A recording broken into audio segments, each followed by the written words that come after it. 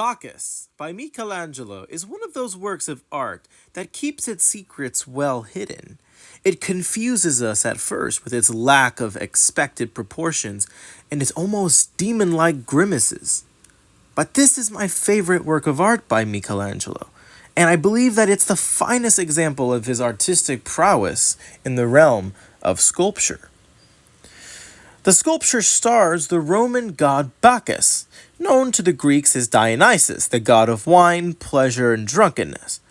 There is a belief among art historians and even critics at the time that Bacchus is portrayed in a drunken state, almost staggering and teetering on the cliff of some mountain pedestal.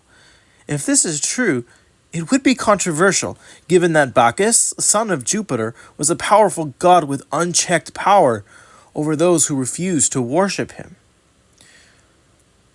But I think the figure of Bacchus exhibits extraordinary authority and control. Note how one heel is strategically upturned, as if Bacchus is either considering flight or returning from flight. He tips his cup as a firm invitation, beckoning all around him to come. I say all around him because it feels as though Michelangelo captures a precise moment where the god scans the surroundings around him. Lacking the muscular heroism of figures like David and even Moses, Bacchus is portrayed as an androgynous being that appears otherworldly. He does not exist between genders, he transcends gender. His almost hardened bags of fat leave a polished glow in the marble that leaves us unable to figure out if he is a valiant warrior or an emblem of feminine beauty.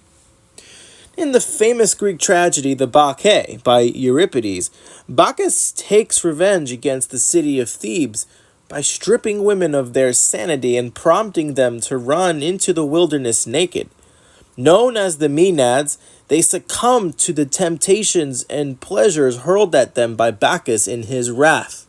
As viewers of Michelangelo's Bacchus, we are potential Maenads too, right on the verge of stripping our own clothes and sanity in complete submission to the god of wine. However, Michelangelo freezes Bacchus right before we have a chance to fully transition into the euphoric insanity he is tempting us to join. We are right at the threshold of insanity and pleasure, waiting for what is about to happen. The satyr at the god's side is almost tenderly enthralled by the presence of his master. We are repulsed at first by his devilish grimace, but then enchanted by the possibility of sharing his joy. We want that joy.